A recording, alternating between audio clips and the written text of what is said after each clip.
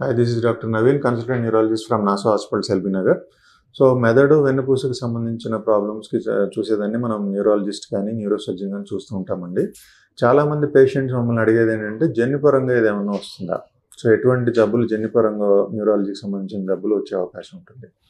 ఒకసారి చూస్తే న్యూరాలజీ చాలా వరకు 80-90% మన అలవాట్లు అంటే బీపీ, షుగరు, థైరాయిడ్ కానీ, స్మోకింగ్, ఆల్కహాల్, స్ట్రెస్ లెవెల్స్ ఎక్కువ ఉండటం వల్ల కానీ, నిద్ర లేకపోవడం వల్ల కానీ, తీసుకునే డైట్లో మార్పులు చేయడం వల్ల కానీ వస్తాయి. అయితే ఒక 5-10% ఆఫ్ పేషెంట్స్లో జన్యుపరమైన కారణాలు కూడా సిగ్నిఫికెంట్ రోల్ ప్లే చేస్తాయి. ఎస్పెషల్లీ పక్షవాతం కొన్ని ఫ్యామిలీస్లో పెరాలసిస్ ఎక్కువగా చూస్తూ ఉంటాం. ఎందుకు చూస్తామంటే కొన్ని ఫ్యామిలీస్లోనే బీపీ, షుగర్లు ఎక్కువ రన్ అవుతూ ఉంటాయి. So stroke major risk factor diabetes కాబట్టి కొన్ని ఫ్యామిలీస్లో ఎక్కువ మందికి హార్ట్ అటాక్స్, బ్రెయిన్ స్ట్రోక్స్ వస్తూ ఉంటాయి. సో ఎవరిలో అయితే షుగర్ వ్యాధి ఉంటుందో, ఎవరి ఇళ్ళలో అయితే ఒకళ్ళిద్దరికి పెరాలసిస్ వచ్చి ఉంటుందో ఆ ఫ్యామిలీ మెంబర్స్ ఖచ్చితంగా జాగ్రత్త తీసుకోవాల్సిన అవసరం ఉంటుంది. ఫ్రీక్వెంట్ రెగ్యులర్ చెకప్ చేసుకోవాల్సిన అవసరం ఉంటుంది. ఇంకోటి కామన్గా మేము చూసే hereditary condition fits patients. Fits పేషెంట్స్లో కూడా కొన్ని జీన్స్లో ప్రాబ్లం వల్ల వాళ్ళకి ఫిట్స్ వస్తూ ఉంటాయి. ఫిట్స్ అంటే ఎక్కువ కరెంట్ రిలీజ్ కావడం బ్రెయిన్ నుంచి.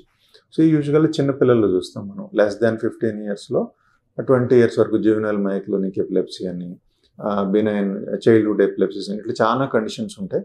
వాళ్ళల్లో జీన్స్లో ప్రాబ్లం ఉండటం వల్ల ఈ విధంగా వచ్చే అవకాశం ఉంటుంది.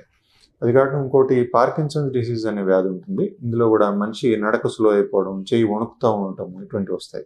కొంతమందికి ఎసెన్షియల్ ట్రిమర్ అంటాం, అంటే చేయి కొంతమంది వణుకుతూ ఉంటుంది. 40-50 ఇయర్స్ వచ్చిన వాళ్ళలో చేయి వణుకుతూ ఉంటుంది. కాఫీ గ్లాస్ పట్టుకున్నప్పుడు వణుకుతూ ఉంటారు, రైటింగ్ రాసేప్పుడు వణుకు వస్తుంటుంది. ఇది కూడా మనం చూస్తే ఫ్యామిలీలో రన్ అవుతుంది. ఫెమిలియల్ ఎసెన్షియల్ ట్రిమర్ అంటాం, అంటే మదర్కి ఉంటే డాటర్కి వస్తుంది, ఫాదర్కి ఉంటే సన్కి అట్లా. సో ఇవన్నీ కూడా సింపుల్ ప్రాబ్లమ్స్. ఇది ఫ్యామిలీలో రన్ అయ్యేటువంటి డిసీజెస్.